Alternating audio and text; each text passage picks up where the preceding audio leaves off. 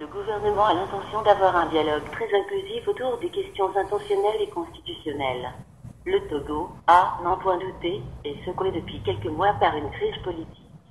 Et pour créer de nouveau une atmosphère de confiance et de cohésion nationale, les autorités ont pris de grandes mesures d'apaisement. Elles ont aussi entrepris des démarches à l'endroit des responsables de la coalition des 14 partis en vue d'entamer des discussions préliminaires concernant les modalités du dialogue.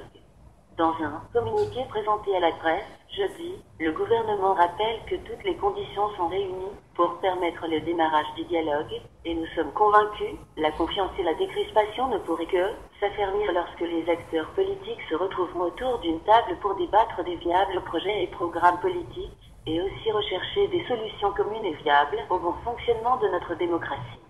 Souhaite-t-il. Le gouvernement renchérit la même source, continuera de manifester sa volonté d'ouverture et d'apaisement pour favoriser une normalisation complète de la situation. Les mesures d'apaisement prises par les autorités se présentent comme suit. 1. La levée des restrictions temporaires qui avaient été décidées pour limiter les marches et les manifestations de rue en semaine. 2. La mise en place d'un dispositif concerté pour encadrer les manifestations et prévenir les risques de débordement et d'incidents. 3. La restitution des engins à deux roues saisis à Lomé lors de la manifestation du septembre 2017, et ce, après 22 heures. 4.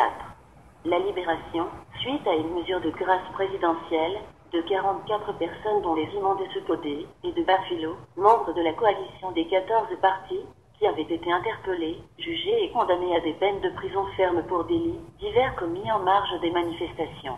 Il en est deux, même pour le secrétaire général du PNP.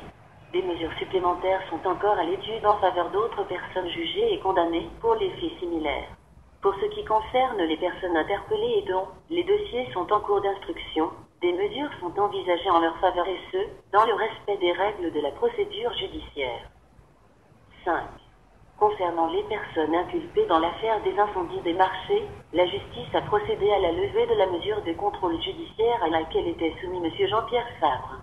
Pour ce qui est des autres personnes en détention provisoire dans la même affaire, la procédure d'instruction est quasiment bouclée et des mesures de clémence pourraient être envisagées à l'issue du procès.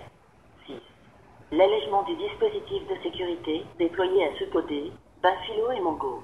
En effet, il convient de rappeler qu'à l'issue de la visite que le chef de l'État a effectuée le 25 novembre 2017 à Socodé, des mesures ont été prises avec l'effet immédiat pour favoriser la normalisation des activités dans ces localités. 7. La prise en charge par le gouvernement des personnes blessées lors des manifestations. 8. La disponibilité du gouvernement à étudier avec les partis politiques les conditions et les modalités pouvant permettre une reprise progressive des manifestations dans les villes de Socodé, Bafilo et Mongo, en tenant compte des défis sécuritaires liés à la circulation des armes et de munitions dérobées. Il est évident que pour ce cas précis, les mesures envisagées sont liées au comportement responsable des partis politiques qui doivent s'abstenir des appels à la haine et à la violence. 9. La disponibilité constante du gouvernement à prendre toutes mesures de sécurité et de protection au profit des leaders des partis politiques qui en font officiellement la demande auprès des services compétents de l'État, etc.